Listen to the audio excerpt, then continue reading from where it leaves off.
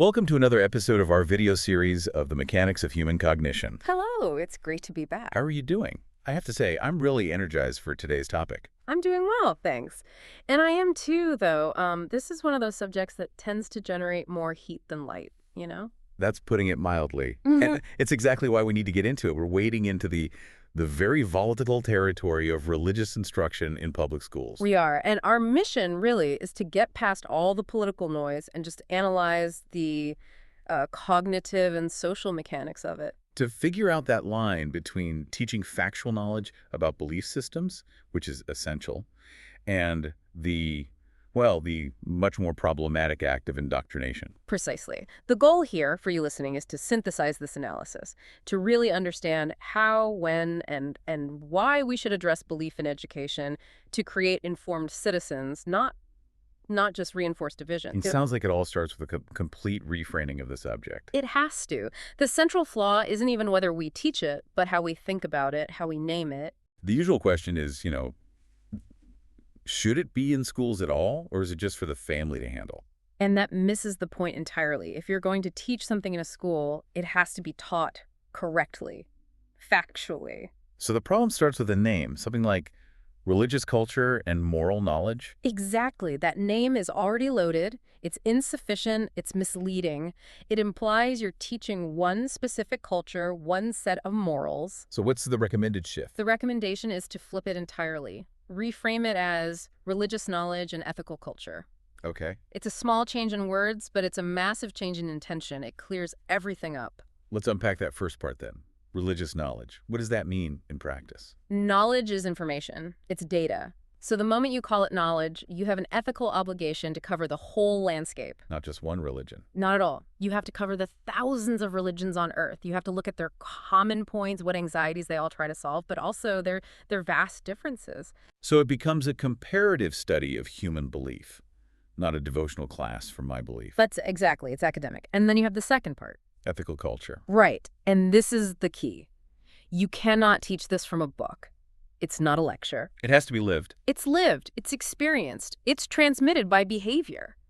By seeing your teachers, the school leaders, the whole environment act in an ethical way. You don't learn humility from a PowerPoint slide. So separating the two goals, knowledge in the head, culture in the behavior, is the first step. It's the essential step. But okay, the immediate pushback would be scope. Right. How can you possibly teach thousands of religions in one class? That's where a good analogy helps. Think about biology. Okay. We know there are, 5, maybe 10 million species on the planet. We don't teach every single one. That would be impossible. We teach the concepts, the principles. Exactly. We teach kingdom, phylum, class. We teach evolution. For religious knowledge, you do the same. You focus on the concepts. You teach the categories. How are beliefs grouped geographically, historically? What are the common psychological needs they're all trying to meet? Yes.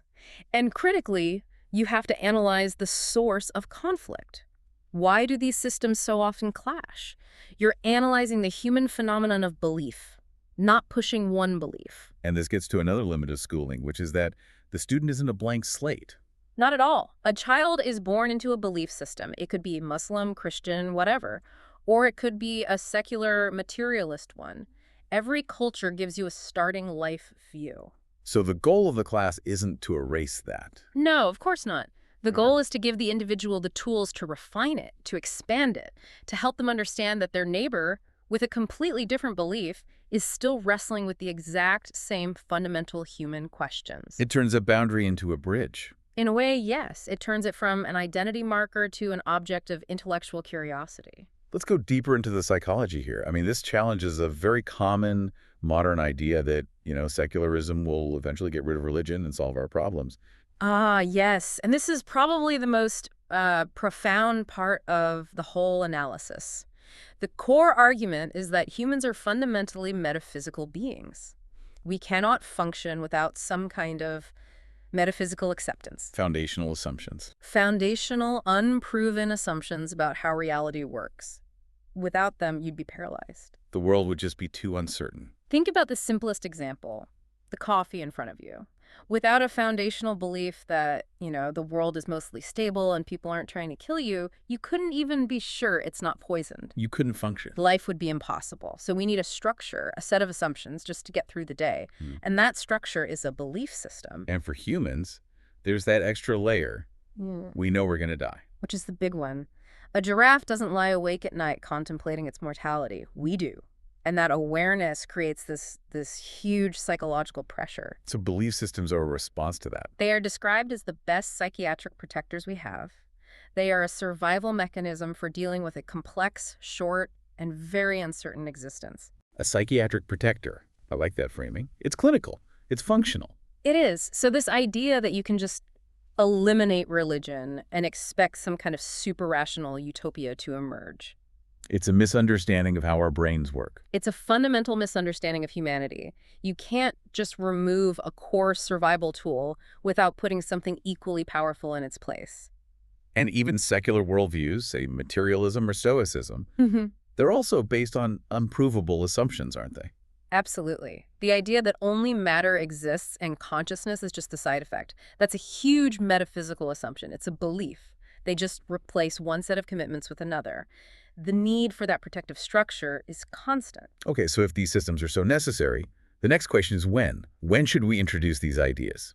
Is this for young children, or do you need to wait? We can go back to another analogy here, mathematics. Right. You can teach a 6-year-old to count, basic addition, but you can't teach them calculus. Their brain isn't developed enough for that level of abstraction. It's just meaningless information to them. They might memorize the symbols, but there's no comprehension. Theology, ethics, philosophy. They are the calculus of human experience. They require maturity. And not just mental maturity, but life experience. Exactly. Because true learning only happens when there is demand. The old word for student, talab, means one who demands knowledge. Education only works when a real question arises inside you. And life provides the questions. Life provides the questions. Loss, failure, longing, confusion.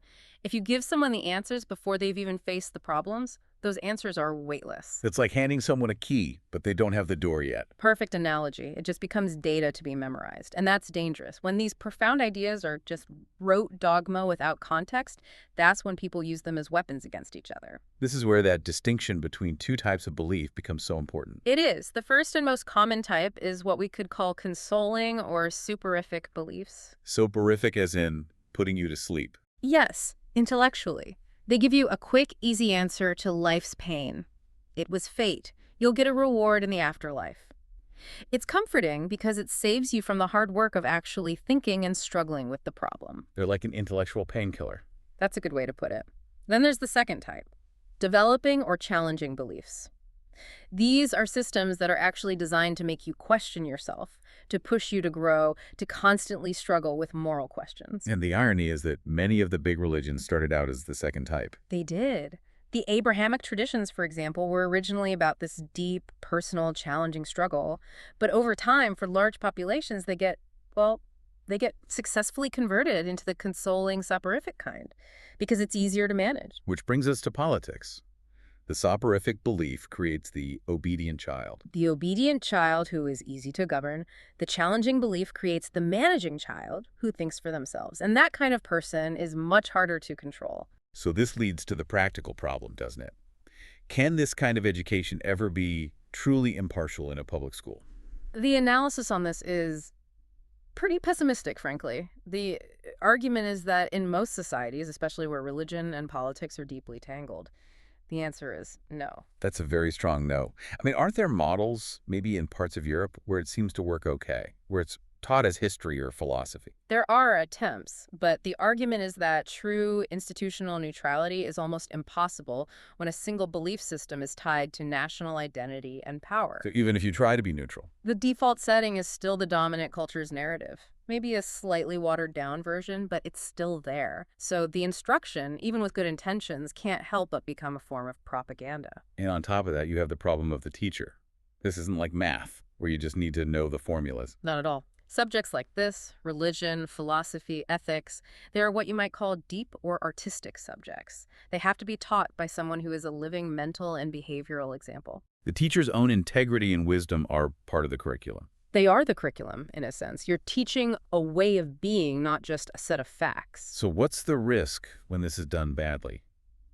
When it's put in the hands of people who aren't, well, who aren't qualified in that deep sense? The outcome is destructive. It kills a young person's natural metaphysical curiosity. It takes their innate search for meaning and just crushes it under a pile of dogma and poorly understood rules. It shuts down the engine before the car has even left the driveway. A perfect way to say it, yes. They mistake the map for the journey. Let's flip it around then. If we could do it right, if the goal is to create, say, a true global citizen, a leader, is this kind of knowledge essential? It is absolutely essential. You cannot lead or negotiate with or even understand other people if you don't understand the cognitive frameworks that motivate them. But the current model we see so often, teaching just one sect of one religion, that has to be forbidden. It must be forbidden. That approach is just. It's just training in tribalism. It creates a mindset where you feel justified in judging someone for praying differently, for looking different. It makes any kind of real social unity impossible. So the inclusive alternative has to cover all the major belief systems. All of them. And you have to be intellectually honest and include secular systems, too. Materialism, atheism, deism. Yes, because there are also belief systems. They also rely on huge, unprovable metaphysical assumptions. To understand the human condition, you have to understand the full menu of options people use to make sense of things. The goal isn't agreement, then. It's understanding. It's about respecting the person, even if you don't agree with their ideas. That distinction is the bedrock of a functioning, pluralistic society. You respect the human being, always. They are in this same confusing, brief life with you.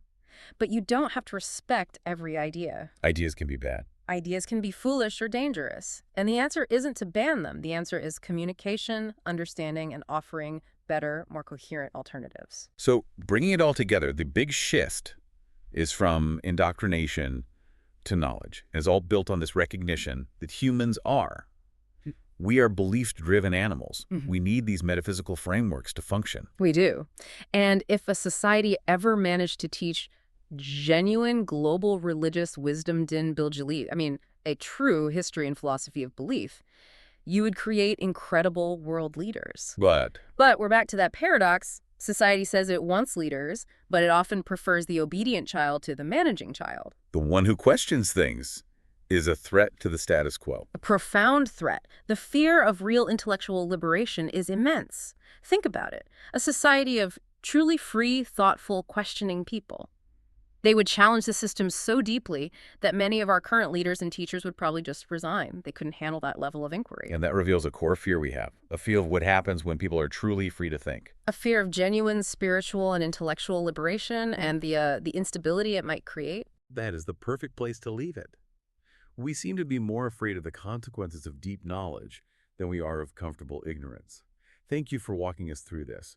And for you, the listener, I encourage you to think about what kind of knowledge truly fosters growth and what price we all pay for avoiding it.